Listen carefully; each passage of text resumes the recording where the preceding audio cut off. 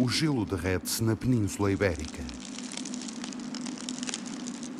Nas regiões do interior, a flora esteve dormente nos últimos 4 a 5 meses. Mas a temperatura está a subir. Há mais luz solar e umidade. A neve liquefaz-se, torna-se potável e os rios correm com renovada força. Principais produtoras na cadeia alimentar, as plantas recomeçaram mais uma vez a florescer. Tudo é novo outra vez na primavera.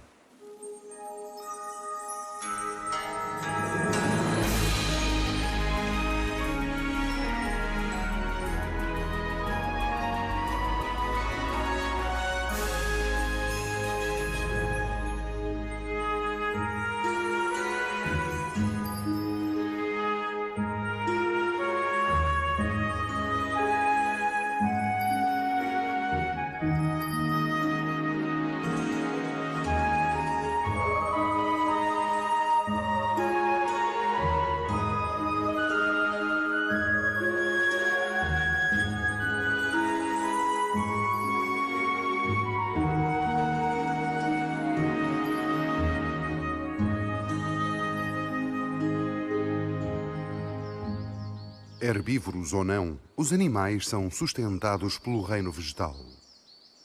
Os dois mundos precisam um do outro para viver, mas a principal biomassa que abre caminho a todos os outros ciclos de vida é a das plantas. Primavera significa luz do sol, que brilha mais alto a cada dia que passa. E mais uma vez, a fotossíntese transforma a matéria orgânica em matéria viva. Há alimento abundante para todos. A seiva corre em cada caule. Folhas e flores fazem-se anunciar em alto e bom som, a começar pela orla sul da Península Ibérica.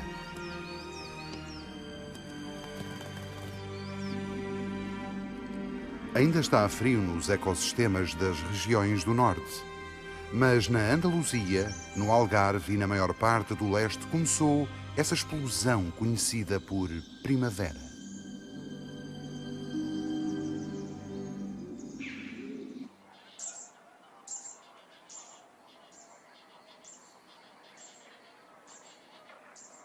A noite poderá estar a cair sobre as áreas alagadiças da Albufeira de Valência, mas a primavera está bem acordada. O coachar de acasalamento das rãs realça a cor das flores.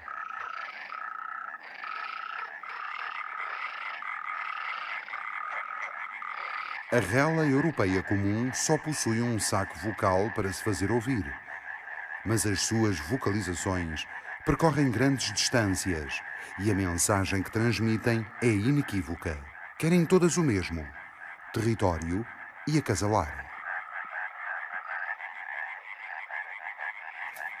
O sapo parteiro já leva um avanço. É um macho e tem ovos entre os membros posteriores. A fêmea depositou-os aí há 2 semanas e os girinos desenvolveram-se com o progenitor em marcha.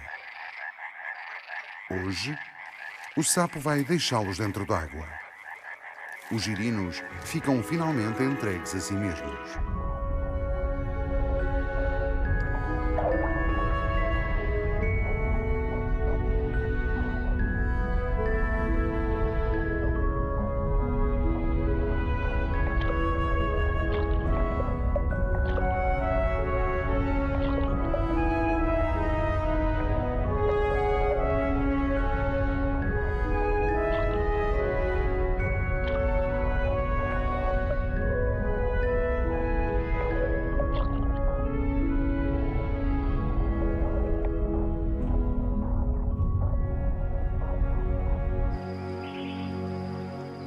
Em meados de março, logo a sul de Espanha-Perros, as noites tornam-se muito barulhentas.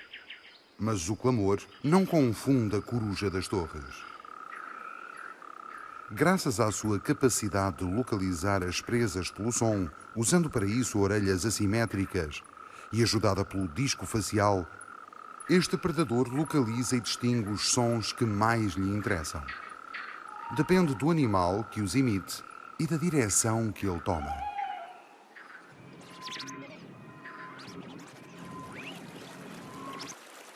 A época de acasalamento não tarda. Têm por isso de ganhar forças. Sapos e rãs não são o alimento preferido da coruja das torres. Têm muitas vezes toxinas na pele e são frios. A coruja prefere roedores com a sua carne vermelha e quente, cheia de proteínas e calorias. A coruja das torres comum é mestre do som.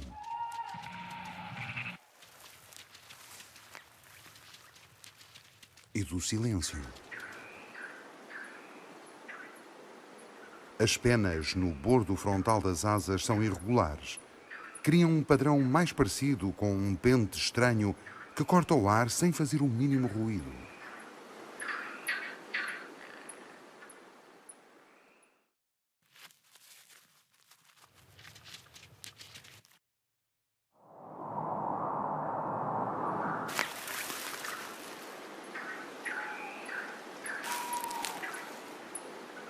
É incrível o número de animais pequenos que as aves de rapina noturnas caçam, o que lhes confere um papel essencial no equilíbrio dos ecossistemas em que vivem.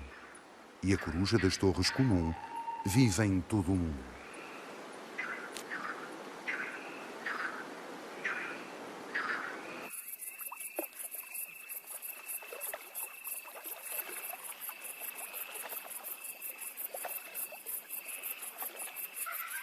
Logo a norte da Andaluzia, na Extremadura, há mais sinais de que a época de acasalamento está a iniciar-se.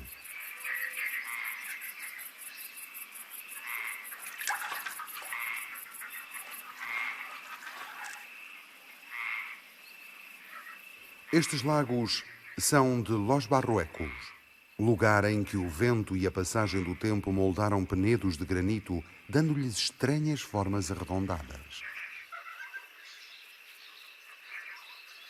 Esta paisagem é singular.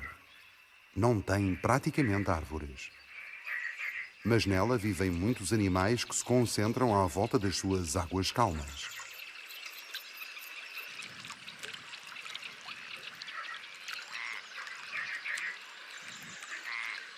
Aqui o mergulhão de crista está pronto para acasalar. E pronto para caçar.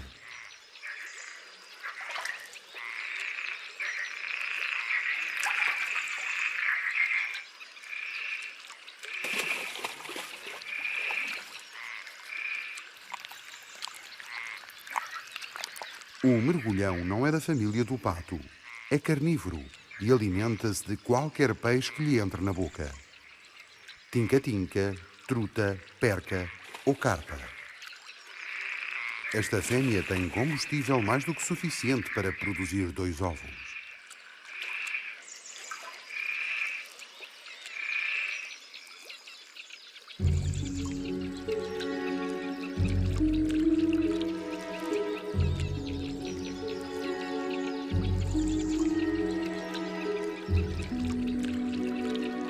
Hoje mesmo, os cágados do Mediterrâneo acordaram da hibernação.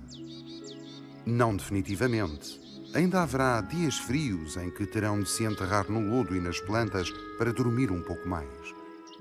Mas esta manhã absorvem os primeiros raios quentes do sol, ao fim de pelo menos 5 meses.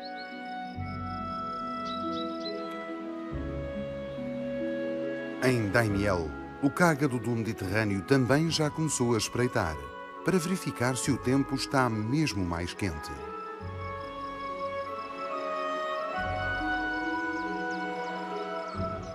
A carapaça protege-o eficazmente de predadores, mas também lhe serve de painel solar, de modo a aumentar a temperatura do corpo.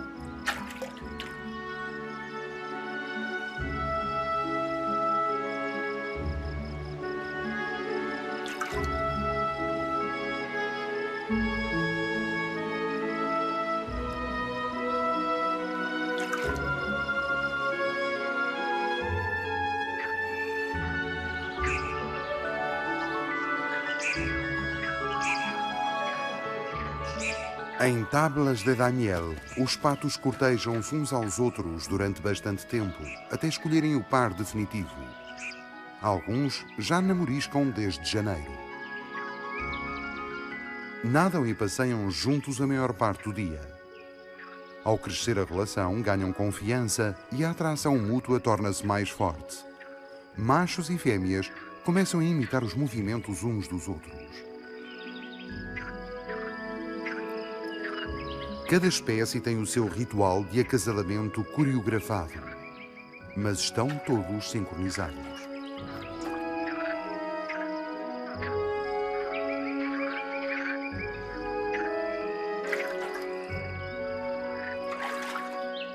Os patos de rabo alçado machos ainda disputam territórios. É divertido observar as ameaças recíprocas quando não se sabe o que significam. Mas a verdade é que está muita coisa em jogo.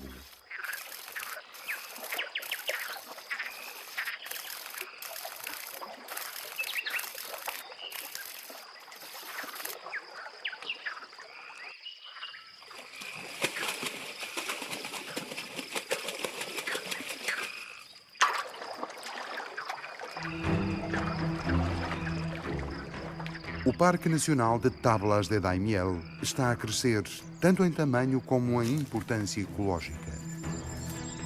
À volta de todos os corpos de água, estende-se uma pradaria outrora usada para a agricultura e que foi devolvida aos ecossistemas naturais.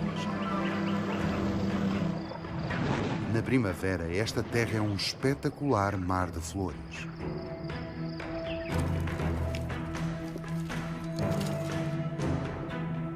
No que toca ao clima, a primavera é uma estação instável.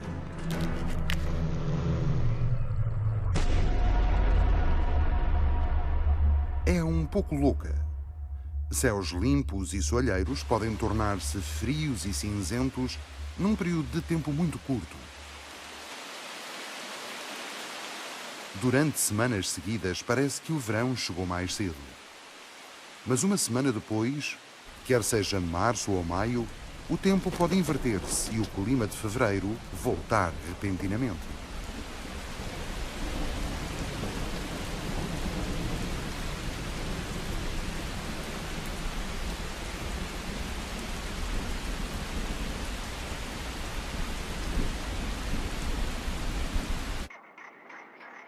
Mas tempo estranho na primavera é normal.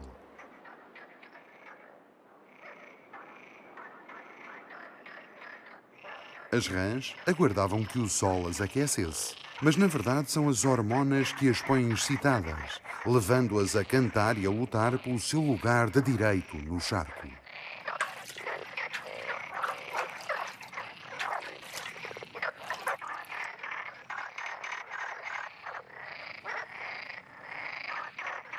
O vocalizo de sedução no acasalamento é uma tentativa de mostrar qual dos machos é o maior e o mais forte.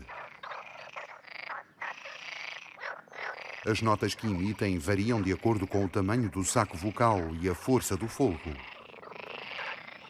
As rãs coacham soprando o ar dos pulmões pelas cordas vocais e amplificando a sua vibração com o saco vocal.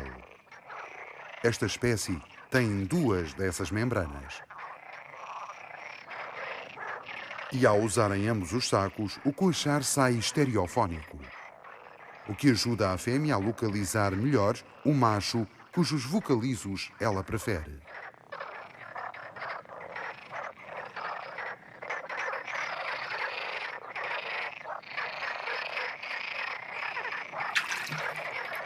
O brado de acasalamento ainda não atraiu nenhuma fêmea, mas chamou a atenção de um ouriço cacheiro.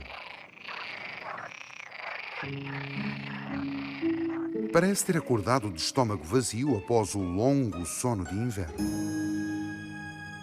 Mas não, apenas tem sede. Não anda à caça de rãs, pelo que não há nada a temer. O ouriço sabe que é demasiado lento. E o sol trouxe as pernas das rãs de volta à vida.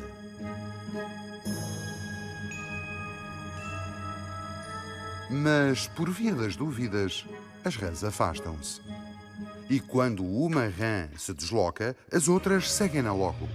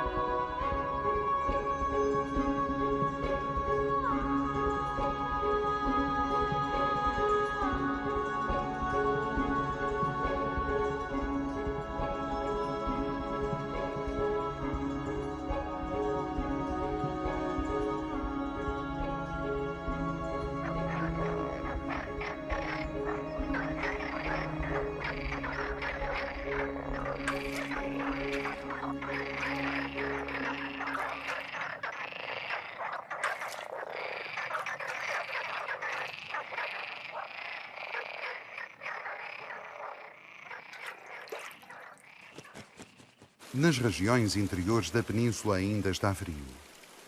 As folhas das árvores ainda não desabrocharam, mas não tarda vão esconder ninhos de aves. Também já os pica-paus começaram a cantar. O apelo ao acasalamento é bastante curioso. Imitem-no batendo com o bico forte no tronco das árvores até 12 vezes por segundo.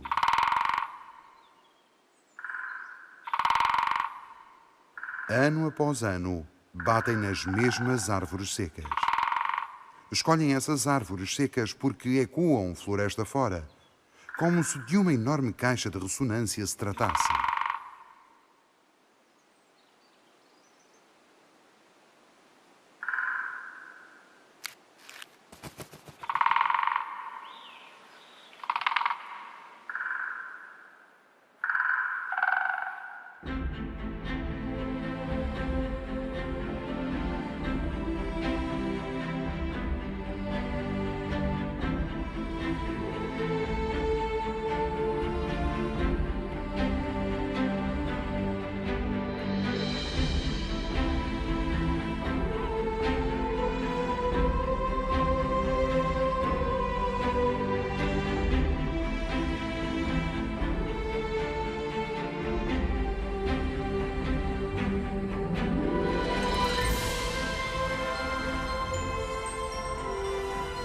Quase todas as espécies de aves estão a construir o ninho.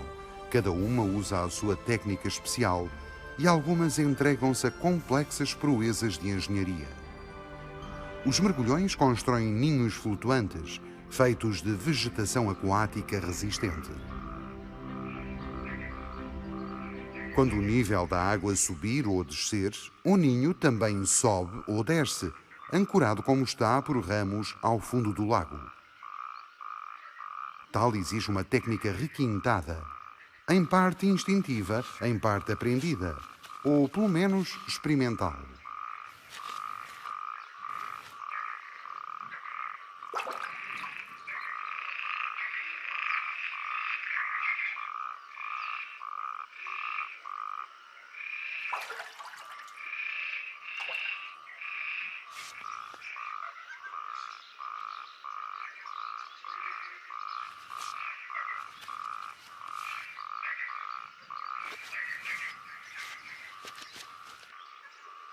A construção é bastante estável e, como que para prová-lo, acasalam aí.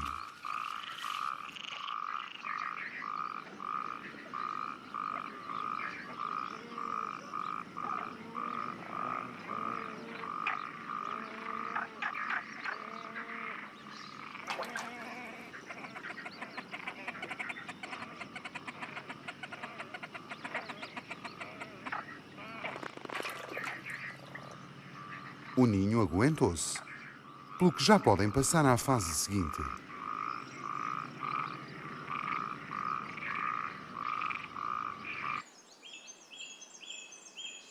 A águia imperial ibérica, nesta altura do ano, também trabalha o ninho. Esta espécie, exclusiva da Península Ibérica, esteve à beira da extinção. Mas agora, 400 pares acasalados parecem ter um futuro auspicioso.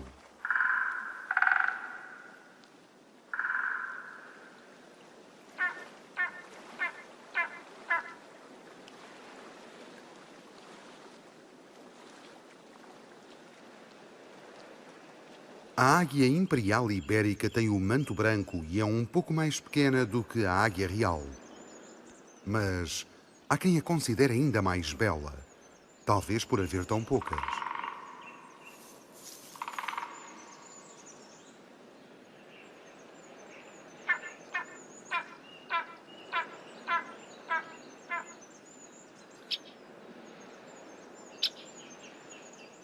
Esta fêmea aguarda que o macho preferido lhe traga uma oferta. Se for um coelho ou outra presa, ela pode confirmar a preferência, pois assim ele prova que consegue alimentar bem a prole de ambos.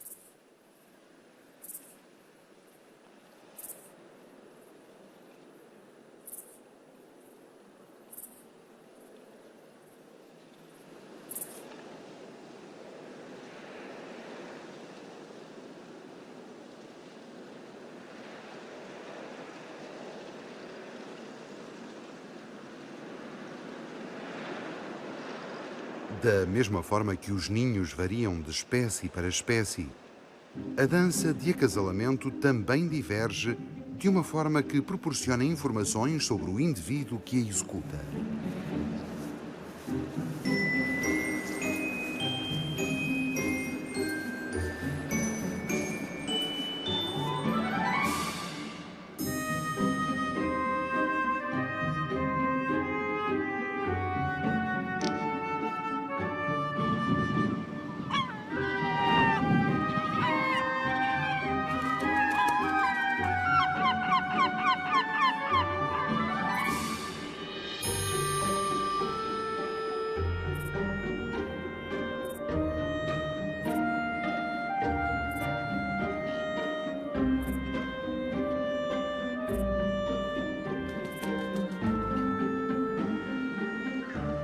Nos mergulhões, a ideia é imitar a outra ave, que nem um espelho.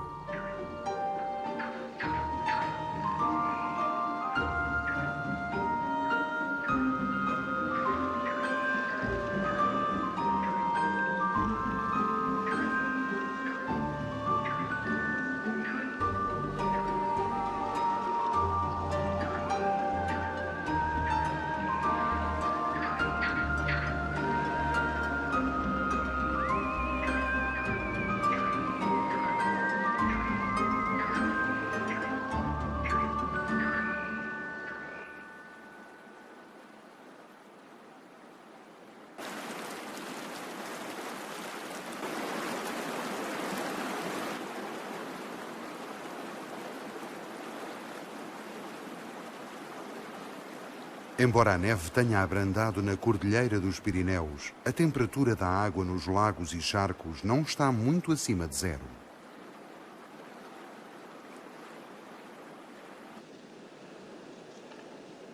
Mas mesmo assim a primavera surpreende os tritões entregues ao seu ritual de acasalamento.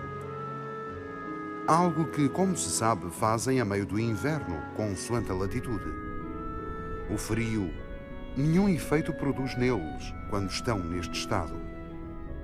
Mas, mesmo assim, antes de acasalar, têm de recuperar parte da gordura que perderam nos meses em que hibernaram, congelados sob o gelo.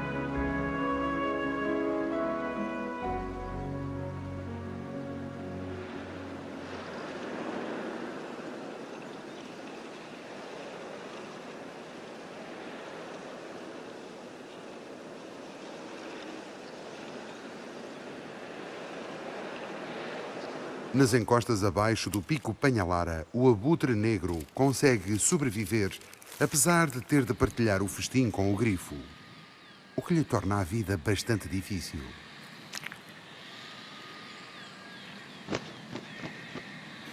Nesta altura da primavera, o grifo já tem crias no ninho e há que alimentá-las. Os adultos têm de comer mais do que o costume e podem tornar-se muito agressivos.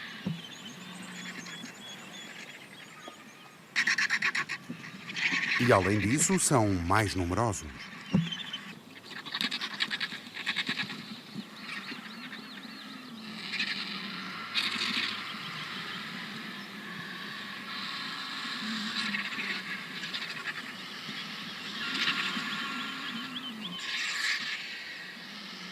Apesar de maiores e mais fortes, os abutres negros nem são tão comuns, nem se concentram para comer.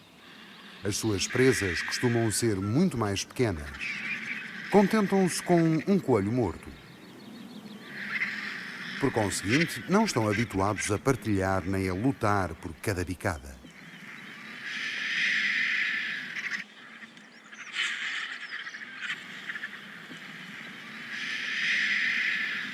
Este abutre negro foi quem descobriu a carcaça, mas os outros enxutaram-no.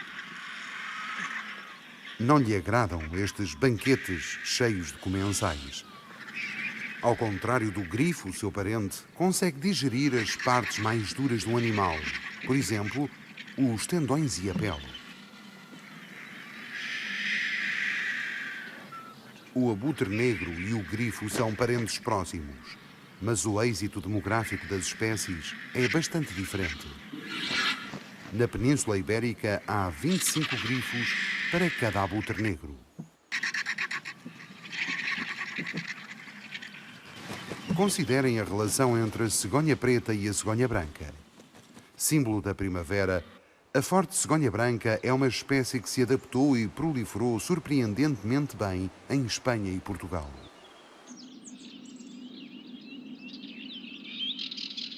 Mas a cegonha preta é uma das espécies muito ameaçadas na Europa.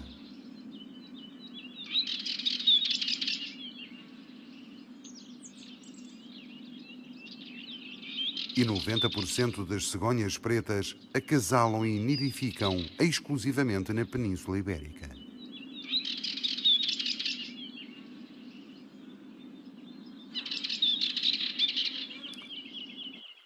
Dentro e à volta do Parque Nacional de Monfragüe, nas margens do Rio Tejo, a pouco e pouco as populações vão crescendo. Novas gerações de cegonhas têm nascido ou estão prestes a fazê-lo. Nos últimos 20 anos, o seu número duplicou. Há agora 500 pares fixos ao todo. Mas no que toca à cegonha branca, existem atualmente mais de 30 mil pares acasalados.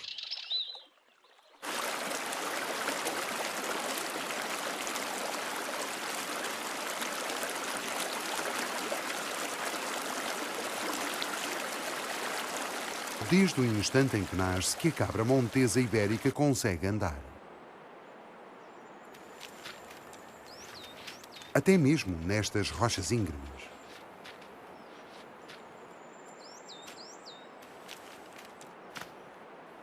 É esta a sua grande vantagem evolutiva, pois mantém ao largo a maioria dos predadores.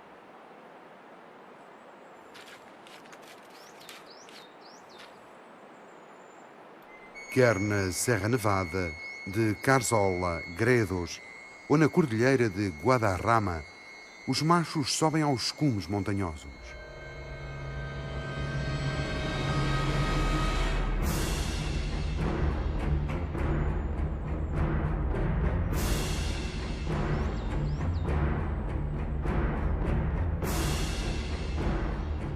Param para deitar o último olhar à descendência.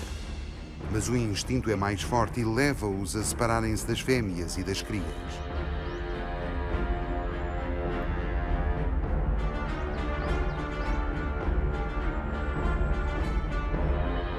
Passam o inverno juntos, mas não se veem durante o resto do ano. Desde tenra idade que os machos se preparam para provar qual é o dominante. Embora de momento estes jogos sejam apenas educativos.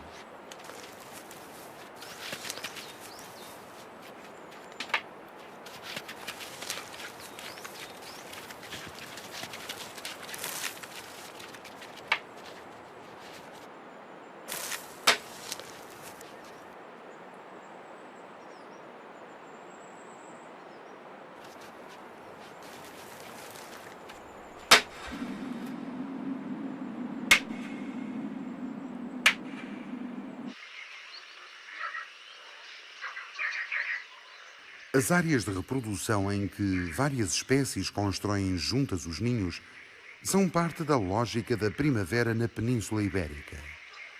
Aqui as condições climáticas adequadas ao acasalamento não duram muito tempo e os locais ideais para incubar os ovos e criar a descendência são bastante limitados. Muitas aves são coincidentes na escolha da altura de o fazer e um sítio como este é ideal. Por isso, tantos pares o escolhem. Além disso, do ponto de vista da evolução, esta estratégia tem as suas vantagens. A garça real europeia não se dá bem com o abetouro euroasiático ou com a garça boieira, mas o número e a união fazem a força e conseguem assim alertar as outras para os perigos que se aproximam. E, é claro, em grupo conseguem rechaçar muitos predadores dos que procuram crias. Nenhuma raposa se atreveria a aproximar-se deste local. Acabaria picada em pedaços. A desvantagem é as aves terem disputas com as vizinhas. Ninhos próximos significam tensão entre populações que acabam, por a miúde, a lutar. Normalmente, não resultam em lesões graves dos contendores, embora possam matar com os bicos enormes.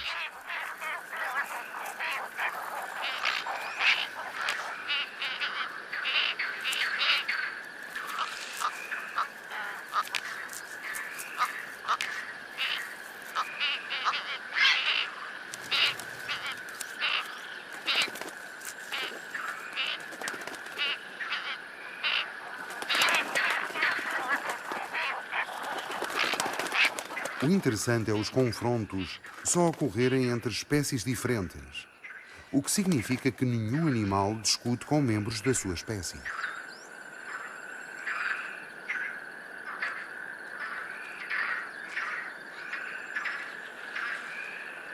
Desentendimentos por causa de galhos apresentados por cada membro do par não têm solução.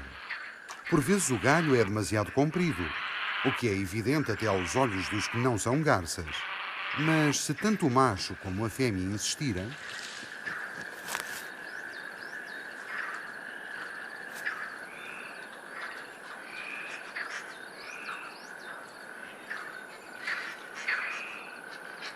a localização e a posição dos materiais também se torna uma questão delicada. Mas de um modo geral prevalece a opinião da fêmea. Em última análise, será ela a deitar-se no ninho para chocar os ovos. Ora, aí têm como são os animais.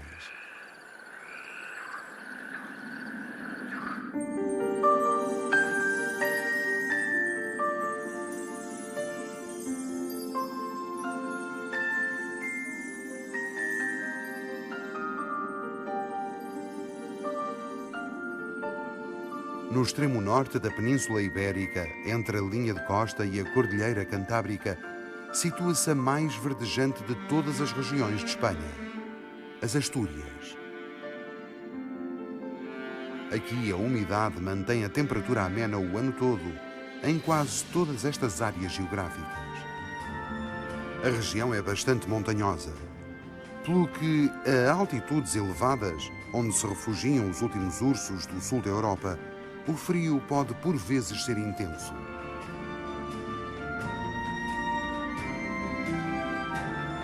Mas não hoje.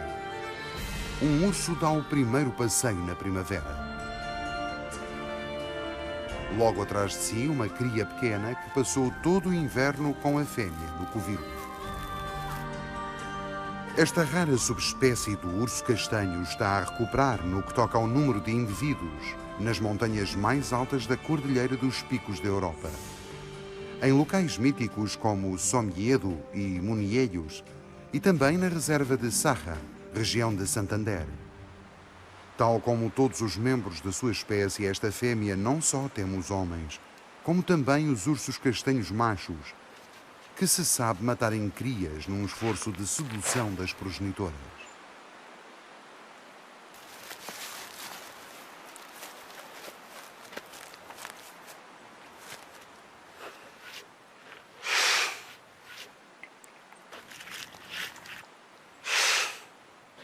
Em finais de maio, a primavera está em todo o lado. Desde a luxuriante costa cantábrica às áridas extensões de Palmeiras e Esparto de Almeria e Múrcia. Os insetos encarregam-se de espalhar o pólen necessário à criação da próxima geração de plantas no ano seguinte. São também essenciais na cadeia alimentar, já que integram o maná que sustenta as crias pequenas de todos os animais e também outros já mais desenvolvidos. Mas os insetos não existem aqui só para benefícios de outrem. Têm vida própria e é na primavera que a maioria se ocupa da sua tarefa mais importante: multiplicar-se aos milhares de milhões.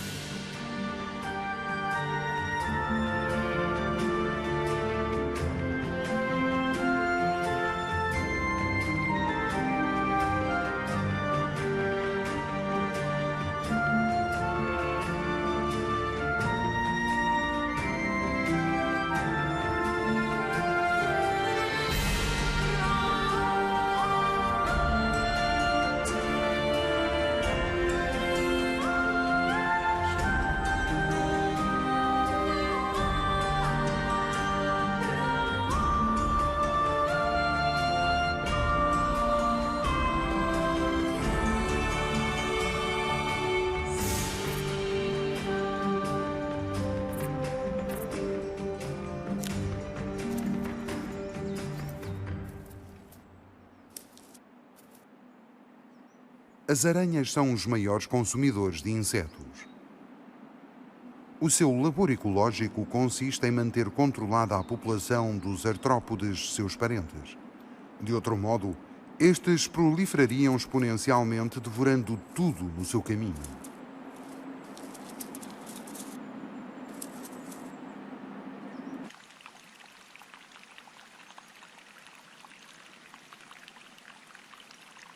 Nos Pirineus, os tritões fêmeas estão finalmente preparados para depositar os ovos.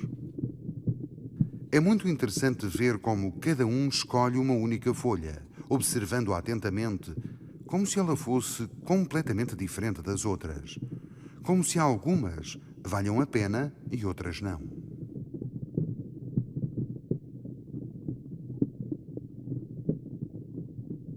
Quando finalmente se decidem, depositam um único ovo na concavidade da folha. A seguir, entrelaçam os dedos sobre ele e apertam ligeiramente.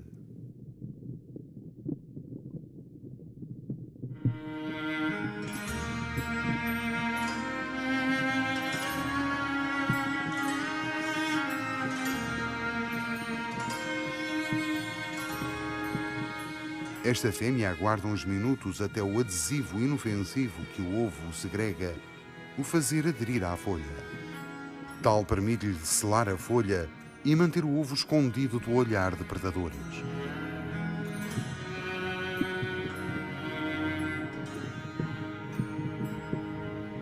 Pronto. Mais uma possibilidade de manter forte o acervo genético.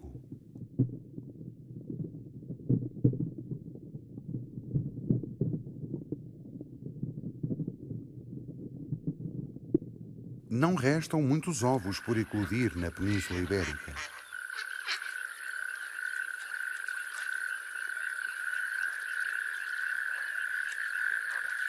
Os patinhos já nadam atrás das progenitoras, mas os mergulhões ainda aguardam. São sempre os últimos. A progenitora parece impaciente, mas a data prevista ainda não chegou. O ninho resistiu aos efeitos da água e do tempo.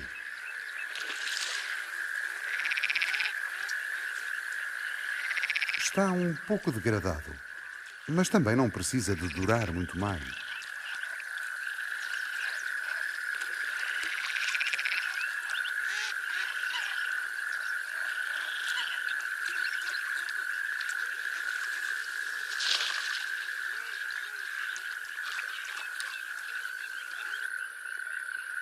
Os ovos do mergulhão pequeno, que é parente próximo do mergulhão de crista, eclodem um pouco mais cedo. Mas o modo como cuida das crias é exatamente o mesmo. Transportam-nas no dorso, escondidas por entre as penas. 2 crias pequenas. Os adultos caçam para elas nas primeiras semanas. Mergulham vezes sem conta em busca de um fornecimento inesgotável de pequenas presas. Fazem um enorme esforço para tão pouco retorno, mas só peixes deste tamanho cabem no minúsculo bico das crias. A estratégia também serve para proteger as recém-nascidas. Poucos predadores conseguem identificar adultos e crias separadamente. E isso é muito mais eficaz se a compararmos com o sistema de fila indiana que os patos usam. Pai e mãe trabalham juntos, revezando-se na alimentação e no repouso. É um trabalho extenuante, mas hoje as crias recebem a primeira lição de independência.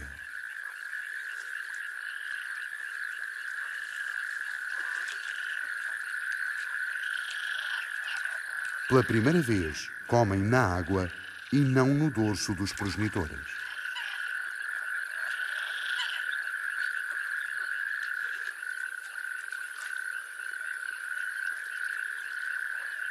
A aula desta manhã é das mais difíceis. Imersão.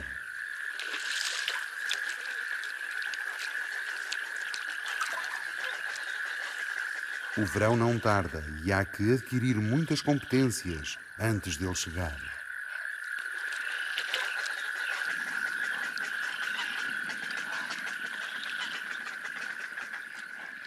Na primavera, os novos seres têm de se preparar para lidar com inesperadas mudanças de tempo, sobretudo quando a estação demora mais do que o esperado.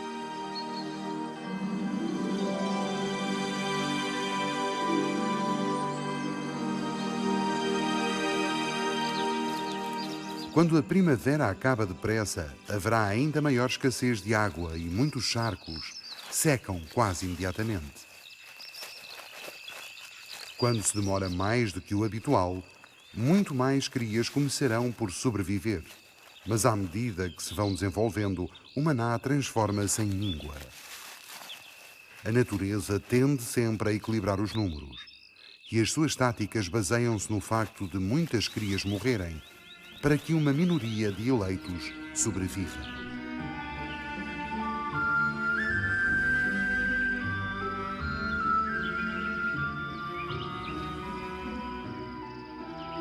Já se vêem agora crias de lince ibérico na metade sul da Península Ibérica.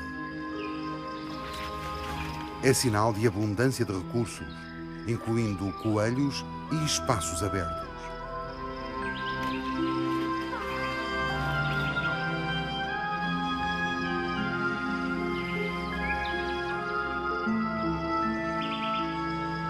Talvez desta feita os homens tenham ajudado o processo.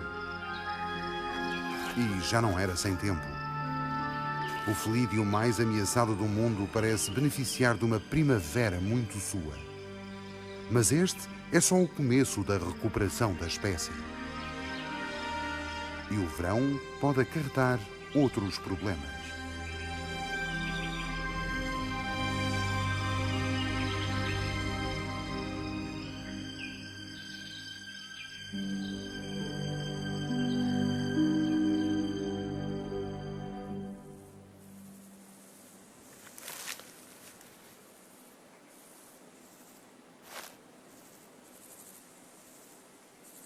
Um chapim azul regressa com alimento e descobre que as crias abandonaram o ninho. Chegou o verão, com todas as suas dificuldades. Até as formigas se apinham nos formigueiros. Algumas acham a guerra a sua única hipótese de sobrevivência.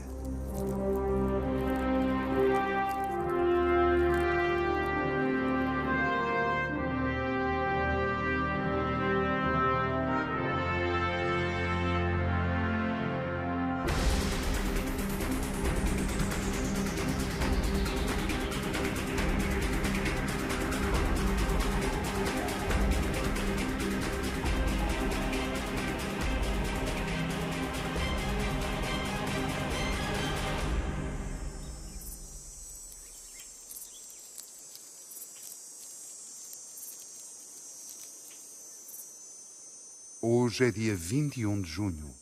Verão. Está calor. Não há água e cada dia vai ser pior.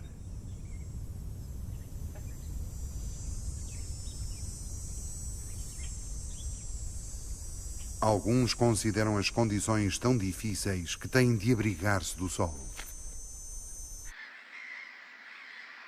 Mas este é o momento das crias nascidas na primavera. Chegou a altura de crescerem e aprender. É agora ou nunca. A vida concentra-se nos poucos sítios não completamente secos. A maior parte da atividade decorre durante as noites curtas, quando a temperatura é muito mais fresca. Ao meio-dia, nenhum resiste a uma sombra. Tal faz simplesmente parte do ciclo. A parte quente que irá só permitir a sobrevivência dos mais resistentes. Os morcegos estão agora a dar à luz, na altura em que os mosquitos eclodem, em que lacraus lutam uns com os outros, em que o abutre negro tem de abandonar o seu ninho tranquilo.